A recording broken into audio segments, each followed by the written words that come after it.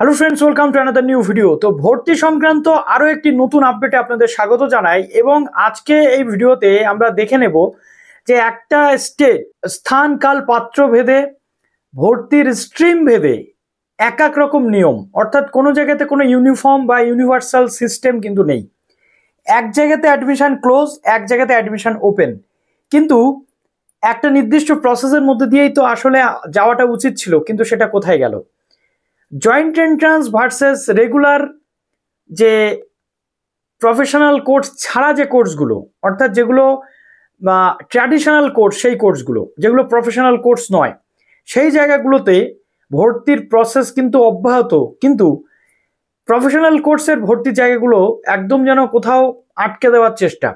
তো যারা নতুন আছেন অবশ্যই চ্যানেলটিকে সাবস্ক্রাইব করে পাশে থাকা বেল আইকনটি ক্লিক করে দেবেন, যাতে সব তথ্যগুলো আপনার টাইম এখান থেকে পেয়ে যান। তো আজকে আমরা দেখলাম যে জয়েন্ট এন্ট্রান্স বোর্ডের পক্ষ থেকে যে পাবডেটের রেজাল্ট আসার কথা ছিল, সেই পাবডেটের রেজাল্ট কিন্তু এলো না, অর্থাৎ প্রেসিডেন্সি ইউনিভার্সিটি ইউজি অ্যাডমিশন। তার কারণ হচ্ছে লাস্ট যে কলকাতা হাইকোর্টের রায়, অর্থাৎ ওবিসি সংক্রান্ত বিষয়ে কলকাতা হাইকোর্টের যে রায় ছিল যে নতুন ওবিসি সিস্টেম অনুযায়ী রেজাল্ট বের করা যাবে না বা অ্যান্ড অল, এবং এটা সব ডিপার্টমেন্টের জন্য প্রযোজ্য। কিন্তু আমরা দেখলাম যে স্থান কাল পাত্র ভেদে নিয়ম কিন্তু বদলে যাচ্ছে, পদক্ষেপ বদলে যাচ্ছে, কার্যকারিতা বদলে যাচ্ছে।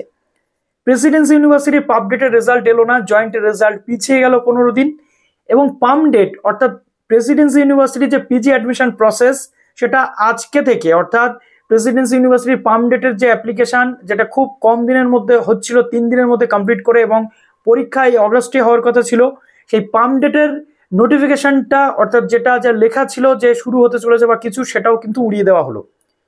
কিন্তু তার সাথে সাথে শুধু তাই নয়, জিএনএম এএনএম এর ফর্ম ফিল আপ, জিলেট, জেকা এবং ইউজি অ্যাডমিশনের যে বাদবাকি যেটা জেনপাস ইউজি, সেটাও কিন্তু স্টপ হয়ে রয়েছে। আদালত কোথাও বলেনি যে অ্যাডমিশনের ফর্ম ফিল আপ বা অ্যাডমিশন প্রসেস আটকে রাখা যাবে। আদালত সবসময়ই বলেছে এই নির্দিষ্ট রুলস মেনে, আদালতের নির্দেশ মেনে কাজ করা যাবে, কিন্তু সেটা আলটিমেটলি হচ্ছে না।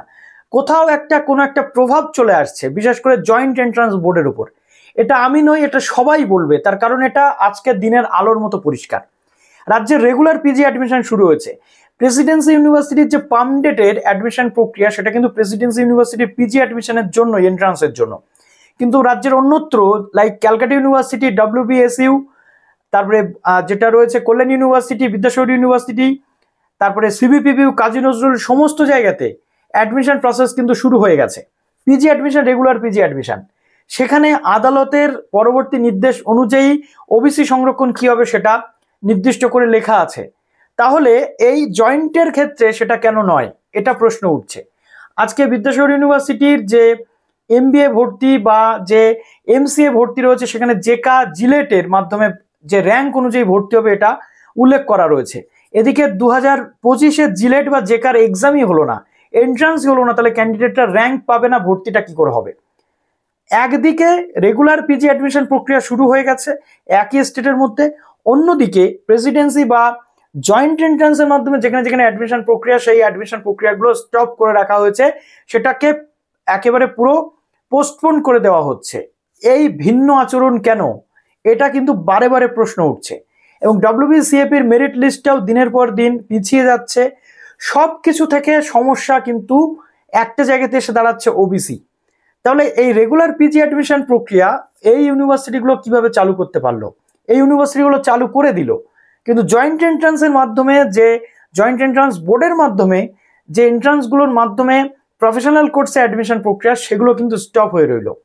যদিও প্রেসিডেন্সি ইউনিভার্সিটি যে বাংলা, ইংরেজি বা অন্যান্য যে সাবজেক্টে ভর্তি, সেটা পামডেটের মাধ্যমে হবে, সেটাও কিন্তু স্টপ হয়ে রইল। তো এই পরীক্ষাগুলো অতি দ্রুততার সাথে হওয়াটা জরুরি, জিএনএম এএনএম, জেকা, জিলেট বা জেনপাস ইউজি। না হলে আগামী দিনে কয়েক লাখ ক্যান্ডিডেট যে সাফার করছে, তাদের ক্ষেত্রে কি হবে? এই প্রশ্নের উত্তরটা এখনো কিন্তু আমরা পাচ্ছি না। তোমাদের কি মনে হচ্ছে কমেন্টে জানিও, এবং যারা নতুন আছে অবশ্যই চ্যানেলটিকে সাবস্ক্রাইব করে পাশে থাকা বেল আইকনটি ক্লিক করে দাও, হাইপ বাটনটাতে ক্লিক করো, ভিডিওটি প্রচুর শেয়ার করো, যাতে প্রত্যেকের কাছে ইনফরমেশনটা পৌঁছায়। Best of luck.